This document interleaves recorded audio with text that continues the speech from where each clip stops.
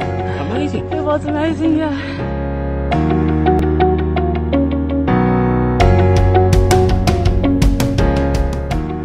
If we put together a race that we are proud of and able to give 100%, I think we'll be happy with that outcome.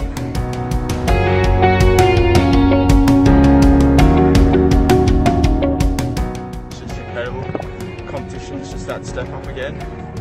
And yeah, getting that win really just confirmed to us that we can do it. Just feel super lucky and pretty honoured to be here. Were you nervous?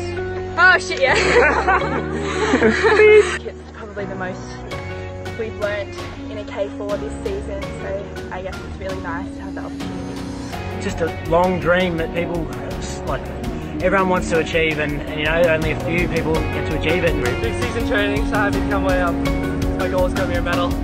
Buzzing from the energy of the day, like 3 medalists and a gold. So yeah, really feeling good out here. It's such a good Australian team. Such an honour to be here, racing for Australia. There's so many guys that are going for the team, so I'm really honoured to be a part of it. It's pretty amazing to represent my country this young. Like, not a lot of people get to do it, and it's just a big achievement.